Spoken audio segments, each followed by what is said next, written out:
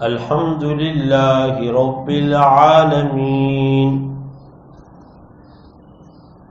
والصلاة والسلام على أشرف الأنبياء والمرسلين وعلى آله وأصحابه ومن تبعهم بإحسان إلى يوم الدين. أما بعد فأعوذ بالله من الشيطان الرجيم. بسم الله الرحمن الرحيم. يا أيها النبي بلغ ما أنزل إليك من ربك وإن لم تفعل فما بلغت رسالته والله يعصمك من الناس إن الله لا يهدي القوم الكافرين. وقال النبي صلى الله عليه وسلم بلغوا عني ولو آية أو كما قال صلى الله عليه وسلم. صدق الله المولانا العظيم وصدق رسوله النبي الكريم ونحن على ذلك لمن الشاهدين والشاكرين والحمد لله رب العالمين.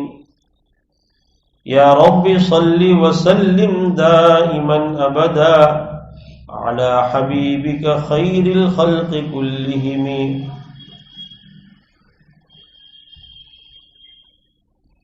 بزرگوں اور بھائیوں، نبوت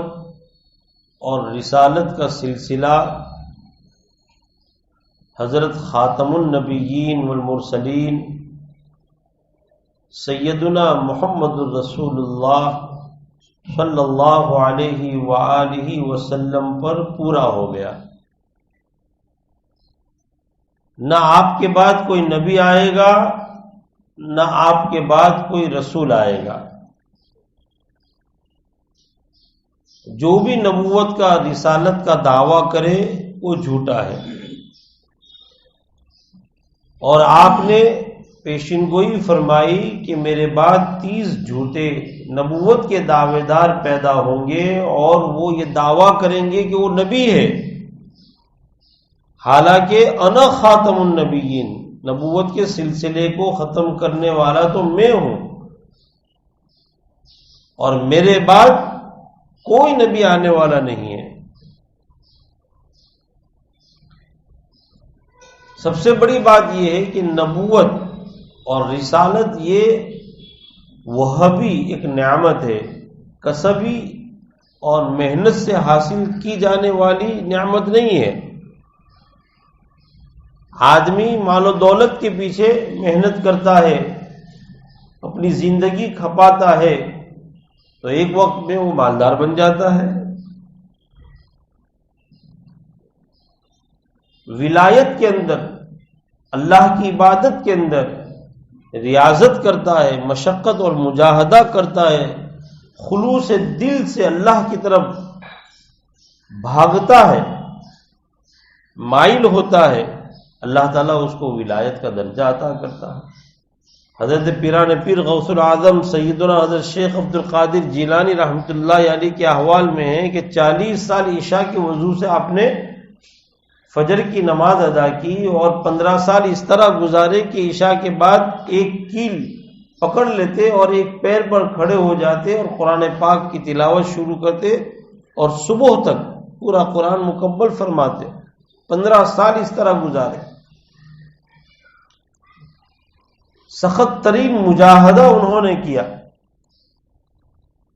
اور اپنے زمانے کے غوث العظم بنے، اولیاء کے سردار بنے. تو یہ ولایت، یہ اللہ کی توفیق ہو اور اس میں آدمی محنت کرے، صدق دل سے آگے بڑھے، تو یہ کسبی عمل ہے، اللہ تعالیٰ اس کو ولی بنا دیتا ہے. لیکن کوئی یہ چاہے کہ میں خوب محنت کر کے کسی بھی طرح نبی بن جاؤں تو یہ کسی بھی حالت میں نہیں ہو سکتا، اس لیے کہ یہ کسبی محنت سے حاصل کرنے والا عمل اور نعمت نہیں ہے، یہ وہ بھی اللہ تعالی منتخب کرتا ہے۔ حضرت نبی کریم صلی اللہ علیہ وآلہ وسلم امی تھے، نہ پڑھنا جانتے تھے اور نہ لکھنا جانتے تھے، یہاں تک کہ آپ اپنی دستخط کرنا بھی نہیں جانتے تھے، لیکن اللہ تعالیٰ نے آپ کو نبوت بلکہ رسالت میں بھی تمام نبیوں اور تمام رسولوں کے سردار کے طور پر آپ کے سر پر نبوت کا اور رسالت کا تاج رکھا، منتخب کیا آپ کو۔ معلوم ہوا کہ یہ کوئی قابلیت پر اور صلاحیت پر نہیں، یہ قبولیت اور صلاح کے اوپر ہے، اللہ تعالیٰ کی توجہ ہوتی ہے اور اس کو اللہ تعالیٰ اپنی رسالت کے لیے اور پھر ان کے اندر وہ ہنر اور جوہر پیدا کر دیتا ہے کہ بڑے بڑے خطبہ اور بڑے بڑے شعراء ان کی زبان سن کر اور ان کے کلمات سن کر ششدر اور حیران رہ جاتے ہیں، اور یہ مجبور ہو جاتے اقرار کرنے پر کہ جو کلام ایک نبی امی ہم کو پیش کر رہے ہیں یہ ان کا اپنا بنایا ہوا کلام نہیں ہے، یہ اللہ کی طرف سے نازل شدہ ایک کلام الہی ہے، وہی ہے الہی ہے۔ تو نبوت کا سلسلہ ختم، رسالت کا سلسلہ قیامت تک کے لیے بند۔ آپ کے بعد نہ کوئی نبی آئے گا، نہ کوئی رسول آئے گا، اور آپ کی امت کے بعد نہ کوئی امت آئے گی۔ آپ پر جو قرآن پاک نازل ہوا اس کے بعد کوئی کتاب آنے والی نہیں ہے، قیامت تک کے لیے یہ لائحہ ہے، عمل ہے، یہ روشن چراغ ہے۔ لیکن دین کی بقا کے لیے اللہ تعالی نبی کریم صلی اللہ علیہ وآلہ وسلم ہی کا فیض ہے کہ ہر زمانے میں اللہ تعالیٰ نے مجددین کو پیدا کیا، جنہوں نے دین میں پیدا ہونے والے بگاڑ کو صاف کیا، ولیوں کو پیدا کیا، علماء اور صوفیوں کو اللہ تعالیٰ نے بھیجا، اور انہوں نے اپنے علم کی، اپنی روحانیت کی برکت سے امت میں پیدا شدہ بگاڑ کو ختم کیا۔ اکبر بادشاہ، اس نے دین الہی قائم کیا، وہ تو ان پڑھ تھا، اس کے ارد گرد لوگوں نے بادشاہ کا قرب حاصل کرنے کے لیے اس کو گمراہ کیا اور اس کو ایک پٹی پڑھائی کہ اسلام کو 1000 سال پورے ہو گئے، لہذا اسلام پرانا ہو گیا، اب نئے اسلام کی ضرورت ہے، اور اس کے بانی آپ الناس علی دین ملوکہم، پبلک اور رعایا لوگ اپنے بادشاہ کے دین پر ہوتی ہے، جیسا بادشاہ ویسی رعایا، اور کلمے کے اندر بھی اس نے اضافہ کیا، لا الہ الا اللہ محمد الرسول اللہ اکبر خلیفۃ اللہ، اور اذان کے اندر بھی یہی پڑھا جاتا، اور لوگ اس کو سجدہ کرتے تھے، اس کے ہاتھ پر بیعت ہوتے تھے، اور بیعت ہونے کے بعد اس کو ایک باقاعدہ سند دی جاتی تھی کہ آپ ہمارے حلقے ارادت میں داخل ہو گئے اور آپ ہم کو معبود مان رہے ہیں۔ سورج کی پوجا کرتا تھا، اور سور کا گوشت وہ بھی حلال، شراب یہ حلال، اور معجون مرکب دین الہی تمام جو بھی آئے سب کے لیے دروازہ کھلا۔ نوساری سے پارسی کی ایک جماعت گئی، انہوں نے کہا کہ بھئی ہمارا یہ کہ آگ جلایا جائے، آگ جلائی جائے، کہا کہ بھئی ٹھیک ہے، حکم دیا ہمارے دربار کے اندر ایک آگ جلائی جائے جو جلتی ہی رہے۔ اللہ تبارک و تعالی، اب نبی تو کوئی آنے والا تھا نہیں اور نہ آئے گا۔ حضرت غوث سمدانی مجدد الف ثانی حضرت شیخ احمد سرہندی رحمۃ اللہ علیہ کو پیدا کیا، انہوں نے کسی چیز کی پرواہ نہیں کی، اس فتنے کا انہوں نے مقابلہ کیا، یہاں تک کہ آپ کو گرفتار کر لیا گیا، اجین کی جیل کے اندر آپ کو ڈالا گیا، جو بھی تکالیف دی گئی ساری تکالیف کو برداشت کیا، لیکن بانگ دول فرمایا کہ یہ دین سراسر جھوٹا ہے، یہ کلمے کے اندر اضافہ یہ سراسر جھوٹا ہے، اور ایک خوف تھا کہ پورے ہندوستان کے اندر ارتداد کی لہر چل جائے۔ حضرت مجدد الف ثانی رحمۃ اللہ علیہ نے عمرا سے ربط کیا، وزراء سے انہوں نے خطوط کے ذریعے آگاہ کیا، اور محل کے تہ کے اندر جا کر چاروں طرف سے انہوں نے محنت کی، اور ان کے خلفاء نے محنت کی، اور ایسی محنت اور ایسا ماحول نازک حالت کے اندر بنایا گیا کہ ان کی اولاد کی اولاد نیک ہوتی ہوئی چلی گئی، یہاں تک کہ حضرت اورنگزیب رحمۃ اللہ علیہ تو بہت بڑے عالم بنے، بڑے مفتی، فقی، محدث۔ ان کے زمانے کے اندر 500 علماء کی ایک ٹیم تھی پورے ہندوستان میں، 14 لاکھ مربع میل کے اوپر ان کی حکومت تھی، 14 لاکھ مربع میل، بر صغیر جس کو کہا جاتا ہے، جس کے اندر یہ سارے ممالک اطراف کے وہ سب اس میں داخل، سری لنکا ہے، برما ہے، بنگلہ دیش ہے، پاکستان ہے، یہ 7 ممالک بر صغیر، اس کی وہ تنہا، تو پورے ہندوستان کے اندر 500 علماء کی ٹیم تھی الگ الگ جگہ، تو جو بھی سوال کرنا ہو اپنے اپنے مرکز پر سوال کرو تو وہ علماء جواب دیتے۔ پھر اخیر میں آتا حضرت اورنگزیب عالمگیر کے پاس، سارے سوالوں کو سنتے اور جوابوں کو سنتے، اس کی اصلاح کرتے، جب آپ یس فرماتے تب جا کر اس پر مہر لگائی جاتی اور دستخط کی جاتی، اور یہ سارے فتاوی جمع ہوئے اور فتاوی ہندیہ کے نام سے شائع ہوئے عربی کے اندر، پھر اردو میں فتاوی عالمگیری۔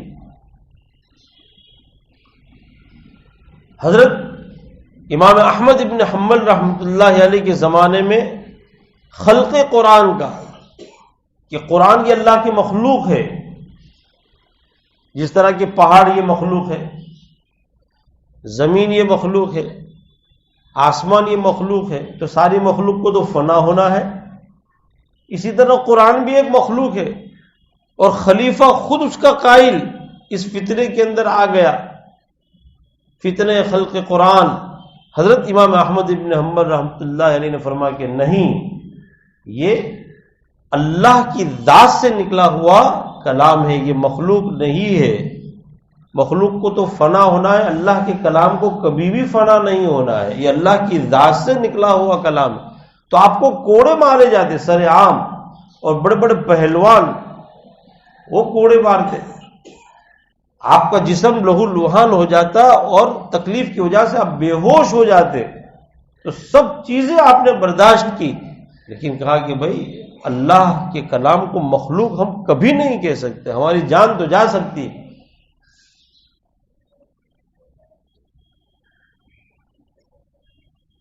امام غزالی رحمۃ اللہ علیہ کو اللہ نے پیدا کیا اپنے زمانے میں،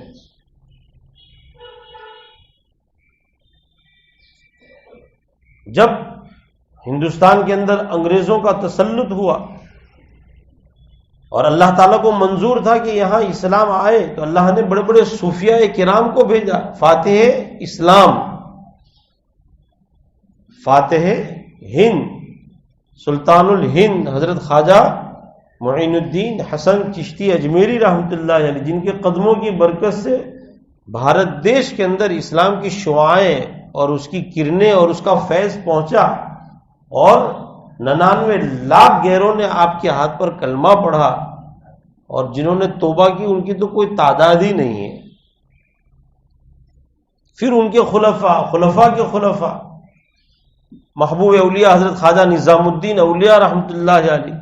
ان کا ایک طویل زمانہ گزرا، ان کی خانقاہیں، ان کے لنگر، بڑے بڑے بادشاہ کو ان کے ذریعے ہدایت ملی، اور آپ کے خلفاء پورے ہندوستان میں پھیلے، اور ہر زمانے میں انہوں نے اصلاح کی۔ 1857 میں جب پورے ہندوستان کے اوپر انگریزوں کا تسلط ہو گیا، اور ہندوستان میں جب تسلط ہوا تو انگریز کہتا تھا کہ جس طرح راتوں رات ہمارے آبا و اجداد عیسائی بن گئے تھے، اسی طرح یہ سارے کے سارے لوگ راتوں رات عیسائی بن جائیں گے۔ اب ہندوستان میں اسلام چند روز کا مہمان رہ گیا، اس طرح ان کا دعویٰ تھا۔ قرآن پاک کو جلانا اور علماء کو شہید کرنا، 55,000 علماء کو شہید کیا، اور علماء کی پہچان یہ تھی کہ اس چہرے پر داڑھی ہو، ٹوپی ہو، لامبا کرتا ہو، پکڑو اور سولی پر چڑھا دو۔ اب دین کی بقا کی فکر ہوئی تو دارالعلوم دیوبند، اس کے اکابر آپس میں جمع ہوئے، اور بیک وقت تمام کے دلوں پر اللہ تعالیٰ نے القاء کیا، یہ بات پیدا کی۔ کسی نے کہا کہ بھئی اسلام کی بقا کے لیے ایک مدرسے کا قیام ضروری ہے، کسی نے کہا میں نے خواب دیکھا مدرسہ وجود میں آئے یہ لازم ہے، کسی نے کہا مجھے کشف ہوا، اور کچھ چندہ کیا، اور ایک اب اسباب تو تھے نہیں لیکن اخلاص تھا، للہیت تھی، نیک ارادے تھے، اچھی نیتیں تھی، ان کی بڑی بڑی نسبتیں تھیں، نائبین اللہ، نائبین رسول خدا تھے۔ ایک انار کے درخت کے نیچے ایک طالب علم اور ایک استاد، حضرت ملا محمود یہ استاد ہے، اور حضرت مولانا محمود حسن وہ شاگرد ہے۔ کس کو معلوم تھا کہ انار کے درخت کے نیچے شروع ہونے والا ایک استاد اور ایک شاگرد سے ایک چھوٹا سا مدرسہ وہ اپنے فیض کو پورے عالم کے اندر پھیلا دے گا، اور اس کی شاخیں پورے عالم میں پھیلے گی، کہ کوئی گھر اس کے فیض سے خالی نہیں رہے گا۔ دنیا کے کسی بھی گوشے میں ہم چلے جائیں، دیوبند کا فیض ہر جگہ آپ کو ملے گا۔ یہی وہ شاگرد، یہی وہ طالب علم جو آگے چل کر شیخ الہند مولانا محمود حسن دیوبندی بنے، جو دارالعلوم دیوبند کے شیخ الحدیث بھی تھے، امام المجاہدین بھی تھے، اور ان کے شاگردوں کے اندر بڑے بڑے علماء اور مشائخ اور ربانیین پیدا ہوئے۔ شیخ الاسلام والمسلمین، شیخ العرب والعجم حضرت مولانا سید حسین احمد مدنی رحمۃ اللہ علیہ، جو جمعیت علماء ہند کے صدر بھی تھے، اور دارالعلوم دیوبند کے شیخ الحدیث اور صدر المدرسین بھی تھے، اور مرجع خلائق تھے، وہ بھی آپ کے شاہد۔ علامہ محمد انور شاہ کشمیری رحمۃ اللہ علیہ، جو اللہ کی نشانیوں میں سے ایک نشانی تھی، وہ بھی آپ کے شاہد۔ مجاہد ملت حضرت مولانا حفظ الرحمان سیوہاروی رحمۃ اللہ، پڑوسی ملک کے سب سے پہلے صدر علامہ شبیر احمد عثمانی رحمۃ، حکیم الامت حضرت مولانا اشرف علی صاحب تھانوی رحمۃ اللہ، حضرت مولانا عبید اللہ سندھی، مفتی اعظم حضرت مفتی محمد شفیع عثمانی، اور انہی شاگردوں کے اندر ایک شاگرد تھے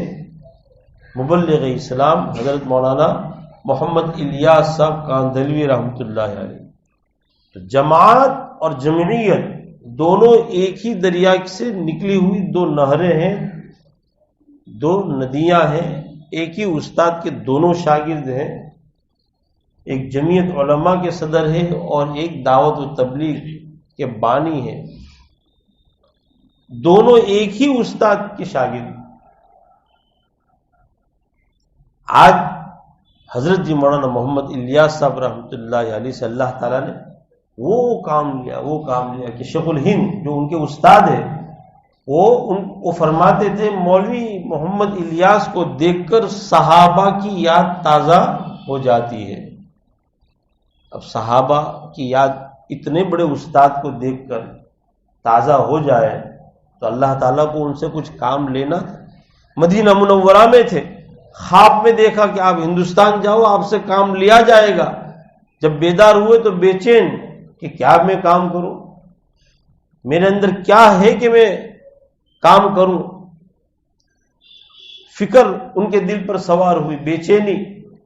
حضرت مدنی رحمۃ اللہ علیہ کے بھائی حضرت مولانا احمد مدنی وہاں پر تھے،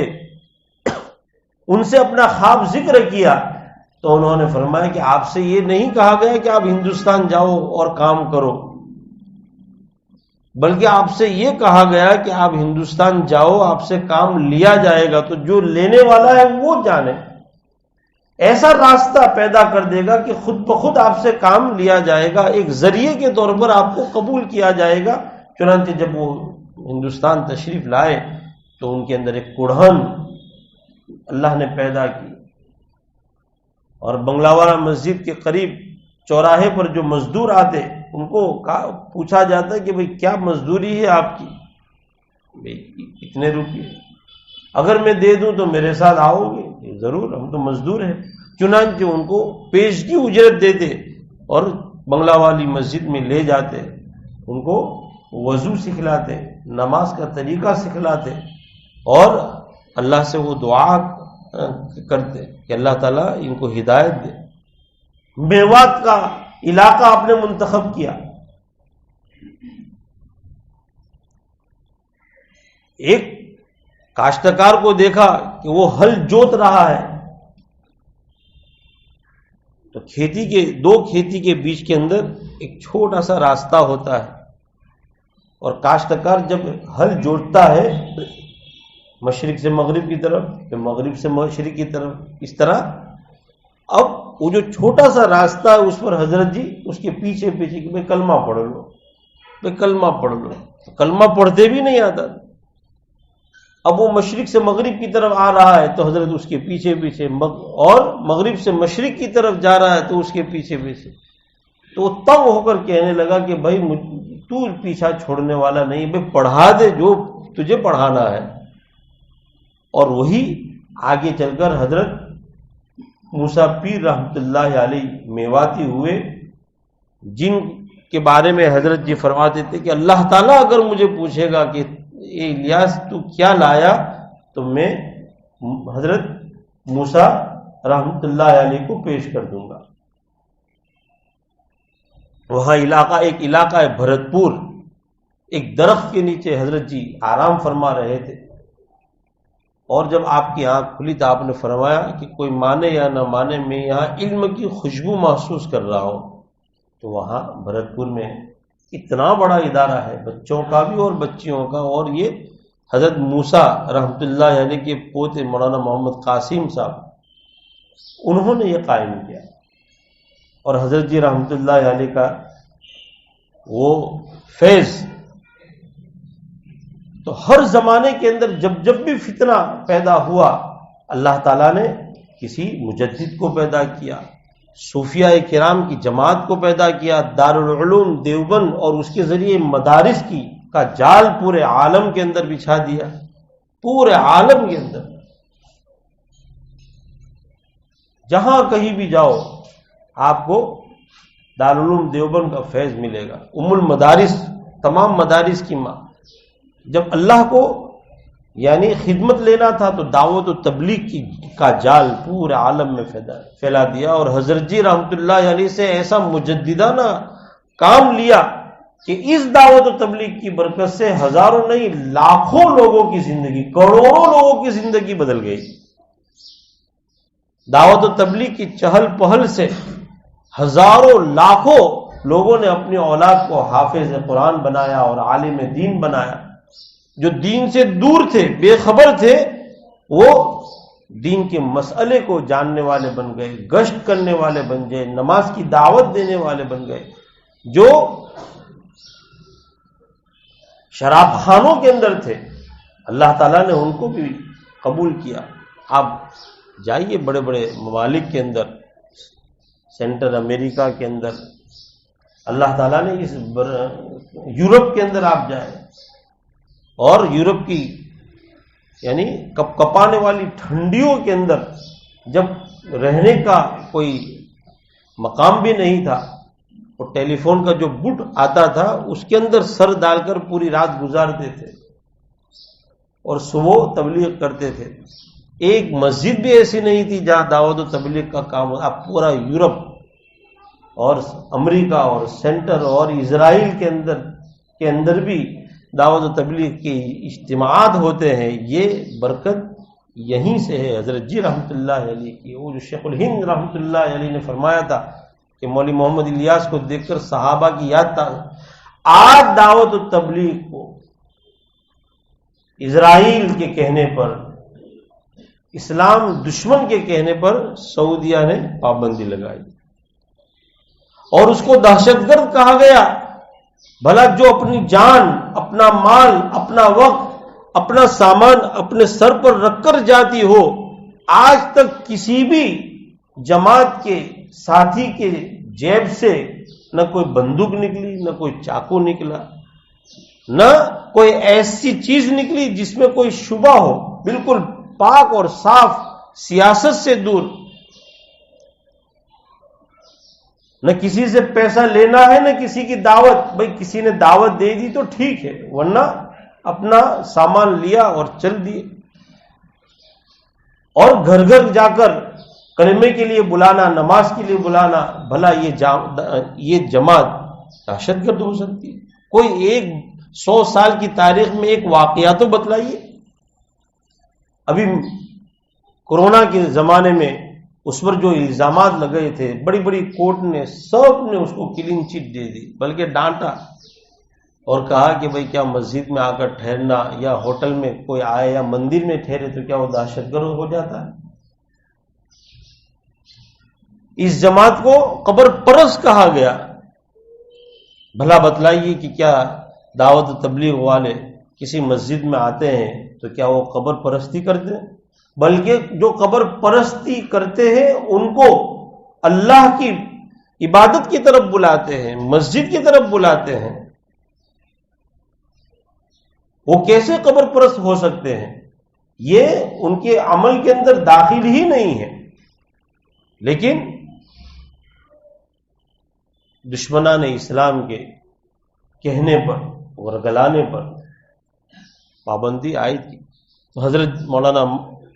محمود مدنی صاحب کی جانب سے یہ کہا گیا کہ بھئی دعوت و تبلیغ کی اہمیت پر کسی کی پابندی لگانے سے اس جماعت پر کوئی اثر انشاءاللہ نہیں پڑے گا. پہلے سے زیادہ وہ ترقی اور آگے بڑھے گی. ہمیں بھی پہلے سے زیادہ ان سے تعلق رکھنا ہے، اپنے اوقات کو فارغ کرنا ہے، اور جو بھی حالات آئے اس کے لیے جمعیت علماء ہند، میں نے کہا نا کہ ایک ہی استاد کے دونوں شاگرد ہیں، تو ان کا ایک خط ہے، وہ پڑھ کر میں اپنا بیان ختم کرتا ہوں. فرمایا تبلیغی جماعت اس وقت دنیا کی سب سے بڑی پرامن دینی و تعمیری تحریک ہے. اس جماعت نے اپنی 100 سالہ تاریخ میں مسلم نوجوانوں کو میخ خانوں سے نکال کر مسجدوں میں لانے، اللہ کے بندوں کو اللہ سے ملانے اور شر کے راستے سے ہٹا کر خیر کے راستے پر لگانے کا کام کیا ہے.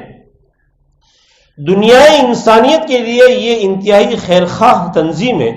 جو لوگ یا حکومتیں ان کی مخالفت کر رہی ہے وہ حقیقت سے ناواقف یا بے بنیاد پروپیگنڈے سے متاثر ہے. اس طرح کی جماعت کا تحفظ اور اس کی حمایت پوری امت بالخصوص علماء دین پر لازم ہے. اس لیے جمعیت علماء ہند اپنے تمام ذمہ داران، کارکنان اور متعلقین سے اپیل کرتی ہے کہ ہر مسجد میں جمعہ کے بیانات میں علماء اور ائمہ حضرات تبلیغی جماعت کی حقیقت اور کارناموں سے عوام کو روشناس کرائیں. نمبر 2، دعوت حق کو بڑی سے بڑی طاقت نہ روک سکی ہے اور نہ روک سکے گی، لیکن ہمیں یہ نہیں بھولنا چاہیے کہ اہل حق کو ہر دور میں قربانی دینی پڑی ہے. لہذا دعوت و تبلیغ کی حمایت اور تحفظ کے لیے جمعیت کسی بھی قربانی سے دریغ نہیں کرے گی انشاءاللہ. جمعیت علماء کے تمام کارکنان تبلیغی جماعت کے کاموں کو اپنا کام سمجھے اور اس کی تائید و حمایت کرے. موجودہ حالات میں اس کی سخت ضرورت ہے. والسلام. محمود اسعد مدنی، صدر جمعیت علماء ہند. اللہ تبارک و تعالی اس جماعت کے فیض کو پہلے سے دوبالا کرے اور ہر نوع سے حفاظت فرمائے. جنہوں نے پابندیاں لگائی اللہ ان کے دل و دماغ کو ہدایت سے بھر دے اور یہ پابندیاں اٹھ جائے، غلط فہمیاں دور ہو جائے. لاکھوں لوگوں کی زندگی اللہ تعالیٰ نے اس دعوت کی برکت سے بنائی ہے. اللہ ہمیں عمل کی توفیق عطا فرمائے. وآخر دعوانا